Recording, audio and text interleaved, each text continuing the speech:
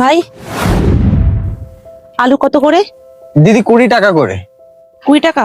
তাহলে আমাকে তুমি 1 কিলো আলু দিয়ে দাও, আর 500 টমেটো, আর 200 গ্রাম মতন সিম দিয়ে দাও। হ্যাঁ দিদি, দিচ্ছি। আচ্ছা দিদি, সেদিন যে তুমি সবজি নিতে আসলে না, তোমার সাথে একটা দিদি এসেছিল, ওই দিদিটার বাড়ি কোথায় তুমি বলতে পারবা? আমার সাথে তো ভূমি এসেছিল, ওর বাড়ি তো আমাদের পাড়াতেই। কেন, ও কি হয়েছে? তেমন তো দিদি কিছুই হয়নি। আসলে সেদিনকে তো তুমি টাকা দিয়ে সবজি নিয়েছিলে, কিন্তু ওই দিদিটা ধারে সবজি নিয়েছিল, আর কয়েকদিন ধরে আসছেও না, তাই তো তোমাকে জিজ্ঞেস করছি। তা শুধু সেদিনই বাকি নিয়েছে, না এর আগেও বাকি আছে? হ্যাঁ দিদি, গত 3 মাস ধরে বাকিতে নিচ্ছিল, বলেছিল যে টাকাটা দিয়ে দেবে, কিন্তু তোমার সাথে যে সেদিন আসলো ওই দিনই লাস্ট এসেছিল, তারপর থেকে আর একদিনও আসেনি। সেই কারণেই তো তোমার কাছে জিজ্ঞেস করছি যে ওই দিদিটার বাড়ি কোথায়। কি আর বলবো ভাই, বেচারি ভাগ্যটাই খুব খারাপ।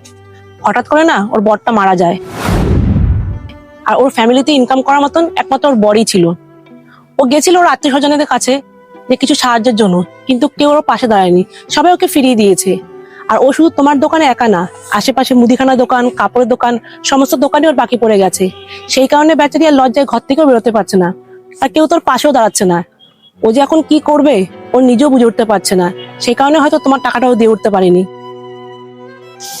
ঠিক আছে, বাদ দাও ওইসব কথা, তুমি আমার সবজিগুলো দাও, আমার আবার দেরি হয়ে যাচ্ছে। দিদি, তুমি যে বললা ওই দিদিটার বাড়ি তোমাদের পাড়াতে, তোমার বাড়ির থেকে তাও কতটা দূরে? ওর বাড়ি আমার বাড়ির বাদি দিকটা রাস্তা চলে গেছে, ওই রাস্তাতে তুমি সোজা গেলে একদম লাস্ট বাড়িটাই ওর। আচ্ছা ঠিক আছে দিদি, ব্যাগটা আগাও, এই সবজিগুলো নাও। বাহ, আমার তো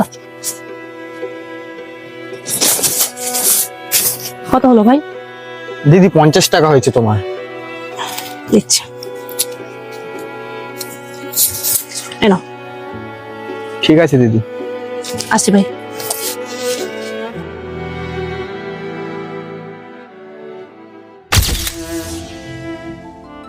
আরে রূপঙ্কর দাদা, তুমি এখানে কি করছো?